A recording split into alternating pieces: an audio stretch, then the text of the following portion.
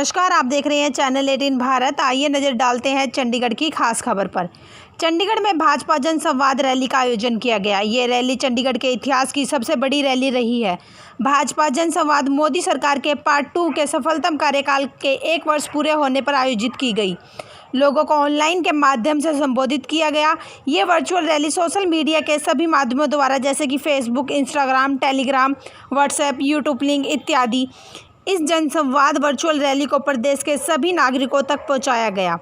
Channel 18 Bharat के लिए चंडीगढ़ से कैमरामैन अभिषेक के साथ ब्यूरो रिपोर्ट।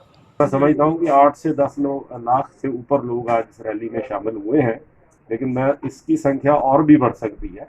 जो कल एग्जैक्ट संख्या आएगी कि कितने लोगों ने जो इसको है लॉग इन किया है, वो हम कल आपको बताएंगे। प्रधानमंत्री मोदी भी जो है वो इस तरह की रैली जुड़ेंगे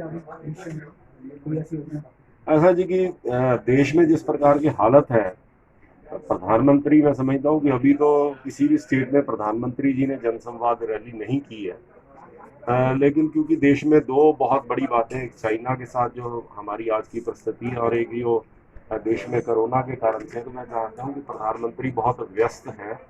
लेकिन सब भारतीय जनता पार्टी के कार्यकर्ताओं की तो इच्छा रहती है कि उनको प्रधानमंत्री जी के विचार सुनने को मिले। और आज सुबह भी हमने जो है वो मन की बात कार्यक्रम से, वो हर महीने देश की जनता, ये भी देश में एक इतिहास है कि महीने में एक बार अपने देश के प्रधानमंत्री जनता के सामने रूबरू होते हैं। तो बाकी सब जो हमारे बड़े नेता हैं वो अलग अलग रैलियों को एड्रेस कर ही रहे हैं। कोरोना को लेकर भारत की स्थिति आप कैसे देखते हैं कि अब हर 24 घंटे में लगभग 10 से 15 हज़ार मरीज यहाँ बढ़ रहे हैं?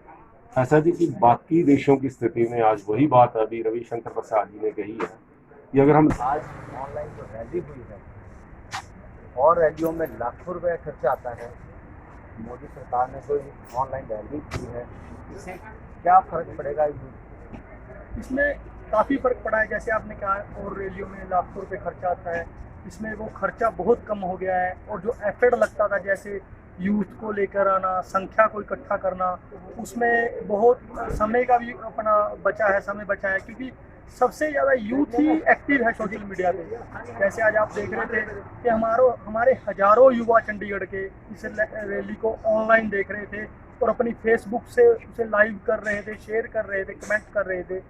तो इससे मैं कहना चाहता हूँ कि और पार्टियों को भी भाजपा से ये सीख लेनी चाहिए कि भाजपा ने एक नया दौर चलाया इस वैश्विक महामारी के दौर में।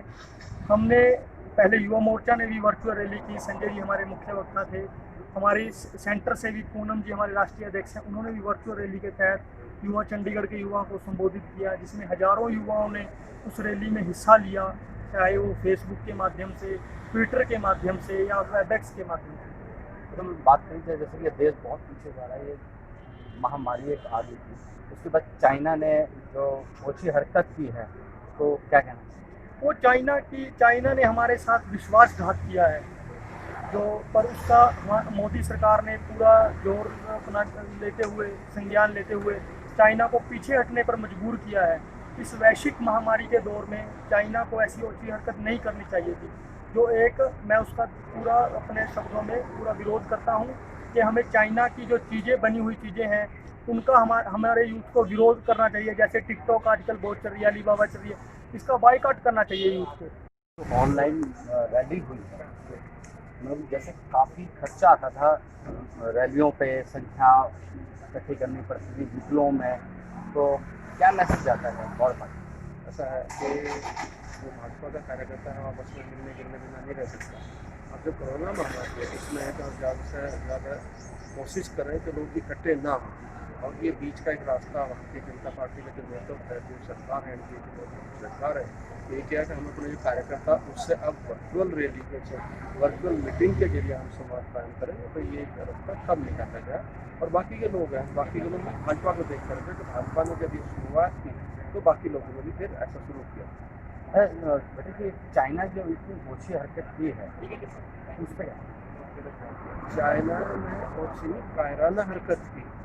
अब चाइना ने बहुत कायराना हरकत की, जो उनमें इतनी ज़रूरत और हिम्मत थी, जो अपनी जो अंतर्राष्ट्रीय संधि है कि जब किसी भी देश के सैनिक एक दूसरे के साथ मीटिंग करने के लिए जाते हैं तो वो हथियार लेकर के नहीं वहाँ पर जाते हैं, वो निहत्थे होकर के जाते हैं। एक विश्वास का संबंध होता है, विश्वास के साथ जाते हैं कि हम लोग जाएंगे, बात करेंगे और बात की शांति के लिए बात होती है, शांति के लिए बातचीत होती है। और जो ये चाइना ने काम किया तो मैं समझता हूँ इसकी जितनी निंदा की जाए उतनी कम है। और एक ये बहुत ही कायराना हरकत है, बहुत बुजदिली हरकत है।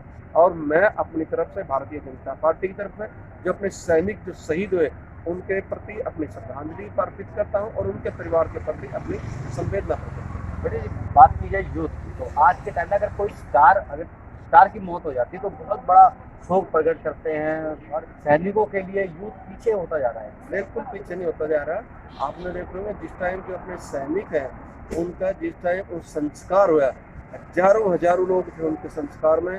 कोरोना जैसी वैश्विक महामारी के लोग हम इकट्ठे ना हो, कम से कम लोग इकट्ठे हों। सरकार की बात तो 50 लोगों की, पर 50 नहीं, मैं समझता हूँ कि शायद ही किसी सैनिक के संस्कार में 20-50 हजार लोग से कम होंगे। अब इससे कम कोई नहीं, बिल्कुल नहीं। बहुत सम्मान है। आज जो नौजवान है उनके मन में भी, देश की जनता के मन में बहुत सम्मान है। तब भी हजारों लोग उनके जो अंतिम संस्कार है वहाँ पर सब लोग गए। अब कोई सम्मान में कमी नहीं है, ना उनके परिवारों के प्रति कोई किसी किस्म का निरादर है, ना उनके प्रति कोई असम्मान की बात है। पूरा सम्मान है देश की जनता में, देश के नौजवानों में, महिलाओं में। और आप देखते हैं लोग घरों में बैठ कर किस तरीके से कितना जुनून था। अब ऐसी कोई बात नहीं। बेटे जी, बात करिए चाइना की, जब चाइना ने जो हरकत की तो काफ़ी सम्मान चाइना का दिख रहा है, उसके लिए क्या कहना चाहेगा?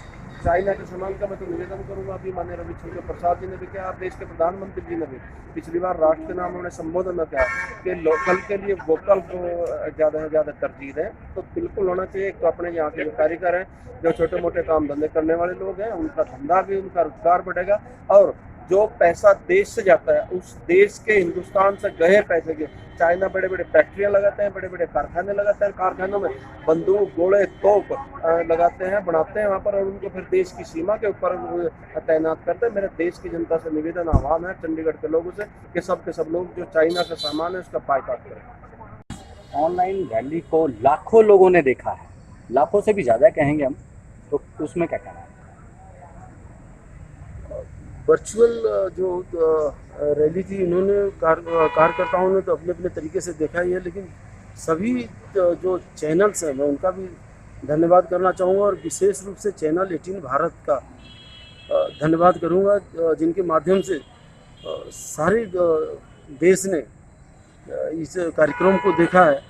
और मुझे लगता है कि जो विरोधी दल के कार्यकर्ता हैं वो भी जब हमारे नेताओं की बात सुनते हैं आपके माध्यम से, तो उनको भी लगता है कि सच में ये देशभक्त सरकार है जो देश के लिए राष्ट्र हित में काम कर रही है। तो सभी लोग धन्यवाद करते हैं। लोगों से मेरी बात होती है, मैं विशेष रूप से आपका धन्यवाद करना चाहूँगा।